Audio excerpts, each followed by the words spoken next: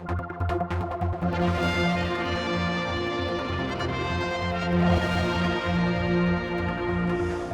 come to the embassy room, which is above the British, and with me is Shirley from Dash. Not camera shy today too much, hopefully? No, not at all. She doesn't like doing this sort of thing.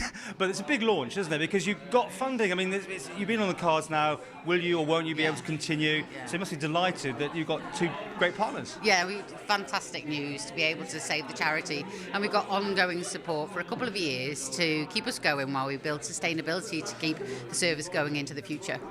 And you've got, two of the big e-gamers on board? Yes, PokerStars and Microgaming. So we're very pleased about that. That's an interesting combination. They've teamed up, isn't it? Yeah, it's great. The two corporate service providers can do that. And it's about working together in a community, basically, to support services to carry on and continue their work.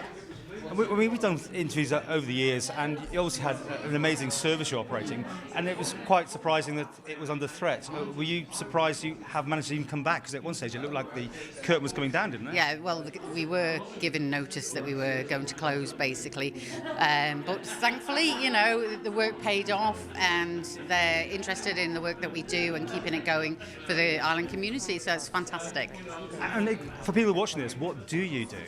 We provide advice, support and information to people who use drugs and their families, but also part of the presentation that we're going to have today is about where the service is going for the future. So more focus on families, raising the age of our young persons service up to 21, so you've got that transition to adulthood, and building the sustainability and the workforce that we have. So it's a lot of work, a lot of fundraising, and then trying to improve and increase the number of corporate support out there so that we can work all together to make the difference that we can do, really.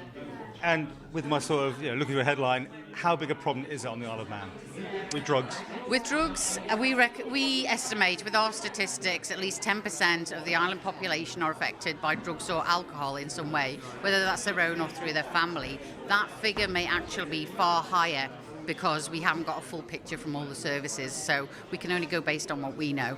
But the issue is increasing year on year. Our adult service access increased by 29% last year and 46% to the young person service. And every year we're seeing a rise in the access by individuals, so new people are always coming forward. So the drug problem is not getting less, so we need to keep going and have a more coordinated response, really.